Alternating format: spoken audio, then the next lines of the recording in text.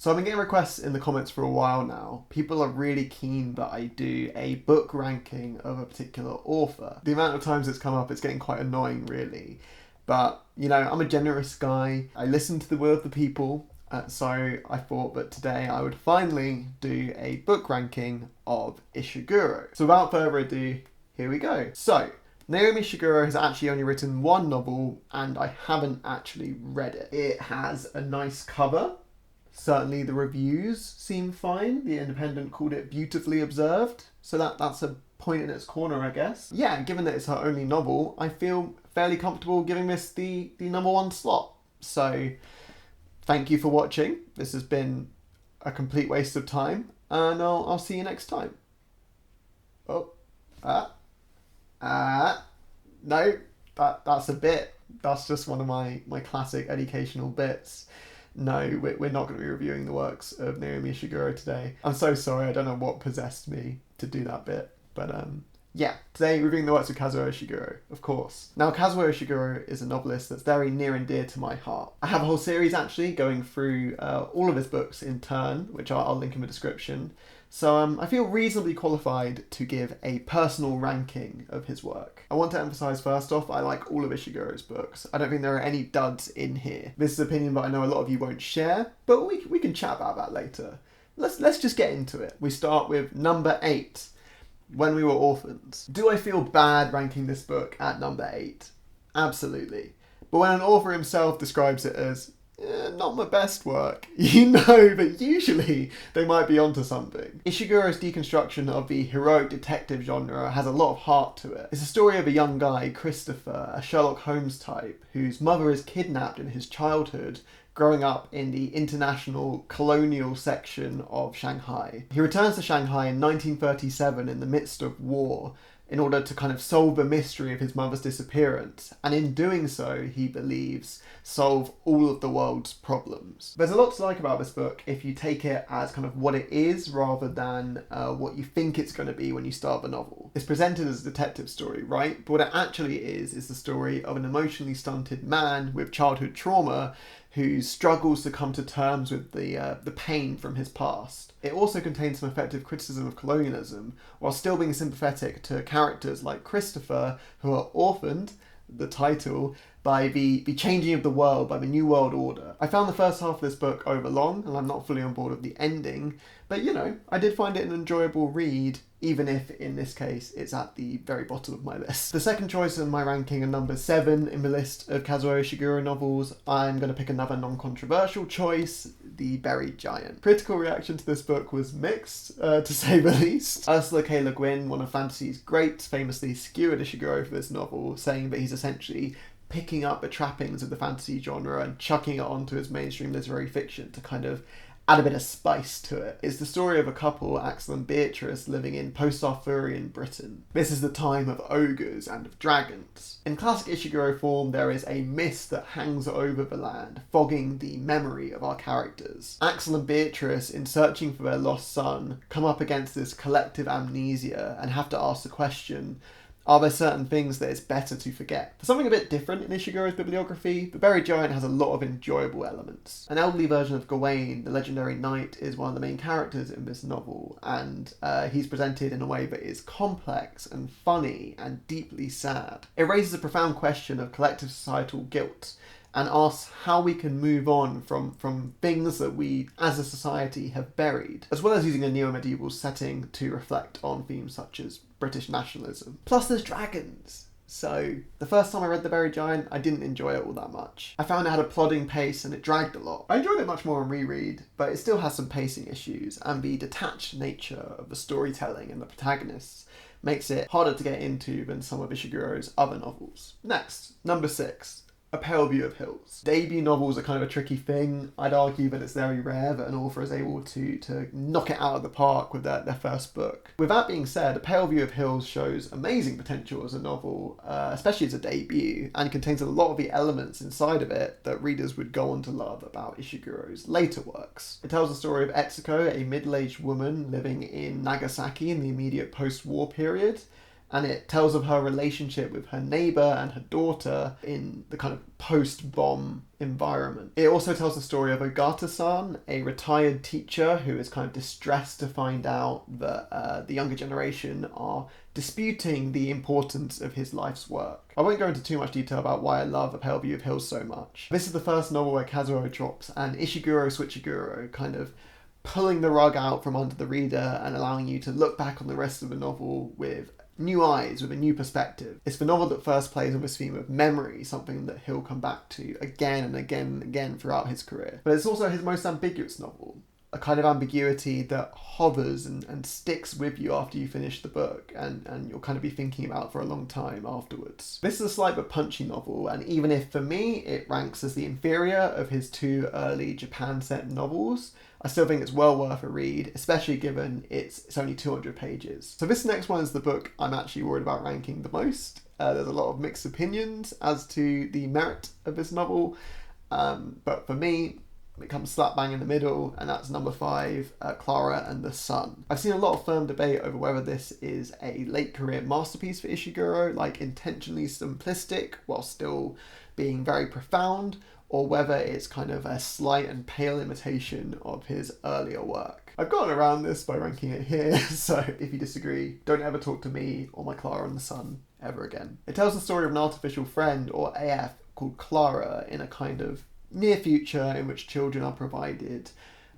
robot companions to act as kind of pets / friends, I guess. These AFs are becoming increasingly sophisticated as generations of models continue. Clara, who is selected to be an AF for a young and sick girl called Josie, brings a frustrating naivety to a world that is nothing but complicated. You see her perspective on the story, the limits of her understanding, but also the things that she's choosing not to tell you in the novel. For me, this is an easy book to like, but I can understand why for some people it's a difficult book to love. This is the first book that Ishiguro released since winning the Nobel Prize, and I think some readers were hoping that he'd come out guns blazing and, I don't know, release The Unconsoled 2 or something. Instead, a lot of people see this as a safe book that retreads some of the themes that he covers more comprehensively elsewhere. What I would kind of counter with is that if this was your first Ishiguro book, if you'd never read any of his work and you came to it with fresh eyes, would you still enjoy it? Would you still find meaning in it, and would it move you? And if, like me, the answer to those questions is yes,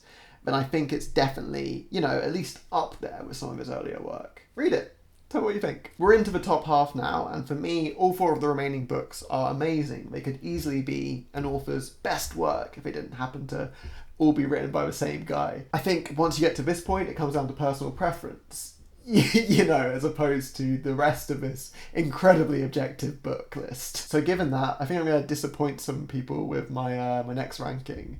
And that is number 4, The Unconsoled. I'm sorry guys, I know that there are a bunch of you out there who read this book on loop, walking room to room through your house, listening to classical music playlists on shuffle.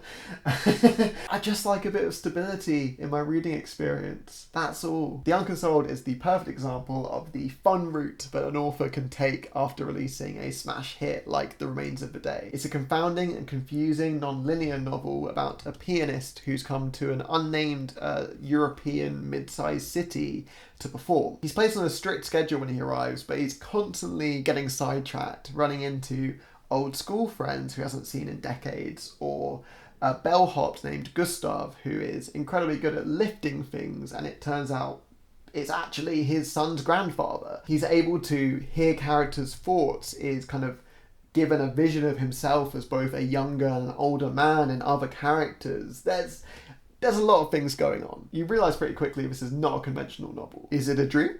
Is it a criticism of the intermingling of art and politics? Is it a critique of globalisation? I mean, probably yes to all of these things, but all I know, this is a confusing but rewarding book asking the question of how you can have an Ishiguro novel where neither you nor the narrator has any idea what the narrative is that's being told. All in all, this adds up to a reading experience like no other, and it's one that's definitely constructed by Ishiguro. Coming in at number 3 is Ishiguro's second novel and second Japan-based novel, An Artist of the Floating World. Ishiguro is at the height of his power here. It follows Ono, an older gentleman who was an acclaimed artist in the lead up to World War II, who is now having to come to terms with the fact that his country lost and what his own role was in the lead up to that conflict. He relates to us his development as an artist, going from a creator of art that appeals to Westerners to kind of Japanese propaganda, and the bridges that he has to burn along his path towards supporting Japanese nationalism. Ono is probably my favourite Ishiguro narrator and is a true classic of unreliable narration. The way that he portrays himself in the novel is deeply different to the way that the reader comes to understand him, and that takes incredibly skillful writing in order to achieve. The way we come to know him through his omissions as much as we do the things that he highlights is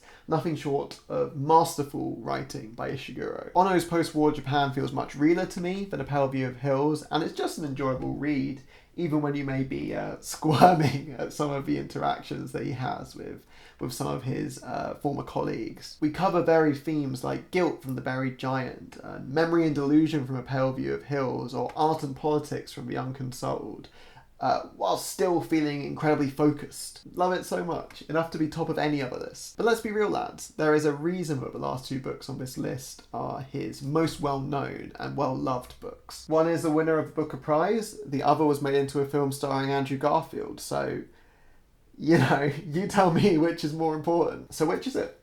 Which is Ishiguro's best work? Well, I can tell you that his second best work, in my opinion, is The Remains of a Day. Yeah, alright, I can hear you all having a go at me, and yes, The Remains of a Day is a masterpiece. The story of another unreliable narrator, Stevens the Butler.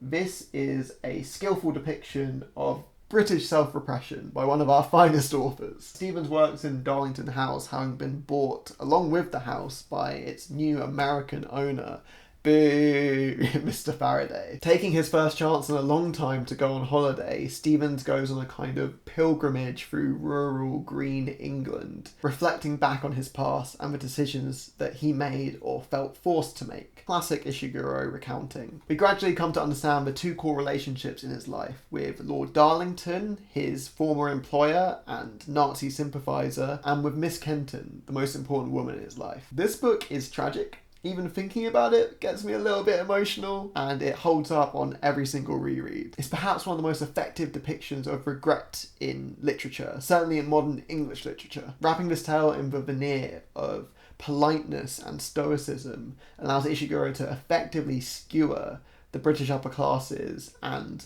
the idea of complacency not being complicitness. The writing is quietly moving, and Ishiguro is able to bring you to a point of unfathomable pity for Stevens. But for me, there was only ever going to be one book that topped this ranking, and that is Never Let Me Go. This is one of my very favourite books. Do I understand that some people think this is not the objective best book in his bibliography? No. I don't understand that. You're wrong. If you think that, you're wrong. Never Let Me Go, for people who for some reason haven't read it, tells the story of Kathy, a carer who is helping support organ donors. She tells us the story of her time growing up in Hailsham, a private boarding school, and the kind of love triangle that forms between her best friend Ruth, and a young bullied boy named Tommy. Over time, we come to learn that their very existence is not quite what it seemed. A lot of my love for this book comes down to reasons that you can't really put into words. It was my first Ishiguro, so naturally that's going to play a part in it, I don't deny that. But I think a lot of it comes down to just how moved I was by the characters. The road trip to Norfolk particularly, where Ruth comes across a woman that she's told she may have a special connection to, just hits very hard. Everything to do with Norfolk hits very hard. If you know, you know. Ishiguro draws on his wife's experience as a carer to really drive home the monotony of Kathy's adult life as a carer. The central romance of the novel feels lived in and painful and real, and their slow awakening to the cruelty and indifference of the world is nothing less than heartbreaking. A lot of why you love a book is to do with when it comes into your life. And I think the bittersweetness of growing up and the loss of childhood innocence were themes that deeply resonated with me when I first read this book and continue to resonate with me to this day. And I think Never Let Me Go is one of those books that I will be carrying with me for the rest of my life. Right, thank you for watching. If you're sat here thinking, God, this was great, but I really wish you'd have gone into more depth on each of these books, then I have amazing news for you. I created a series of videos going into each of these books in much more depth. I'll link it below. They do have spoilers though, so I would recommend actually reading the books before you watch them. Did you agree with my ranking? I'm guessing you probably didn't. So leave a comment below. Tell me what your ranking is. Discuss with each other.